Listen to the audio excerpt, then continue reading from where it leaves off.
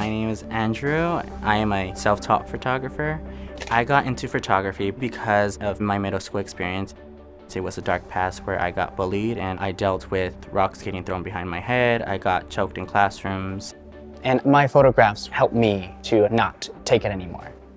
So I wanted to find who I am, and I wanted to do my project on the diversity of the LGBT community because I wanted to know what makes us, us.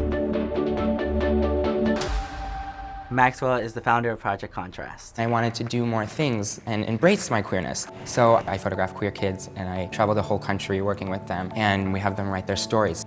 I feel like telling this photo narrative is a good segue of like showing the diversity within our community. This sounds great. I'm excited to see how we can roll this.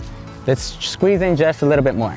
There you go. What I wanted to do today is start off with the stigma of how people feel we have to be. Got it, yes. This is just really, in our society, how men are supposed to dress and how they're supposed to look. We need the flags. Pick a flag. We all get one. Those flags represented that freedom that we cannot show sometimes in public. I just want like all the colors to pop. The second look is more of a drag queen slash masculine look. So like the gender roles are gonna switch up. People who do drag face the most difficult things in their life. Just try with you like sitting the way you were, like that slanted look. It's the empowerment of us all. And I feel like when I see a drag, I see an accomplishment. I see a very determined, ambitious person. I like the way how you expressed your face especially. I want to be able to express myself that way, and that is how I saw myself in the future. Do more like a lollipop.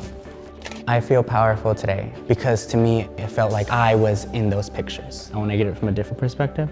And being able to take those pictures made me feel so much better than I did in my middle school years, than yesterday, than the day before that.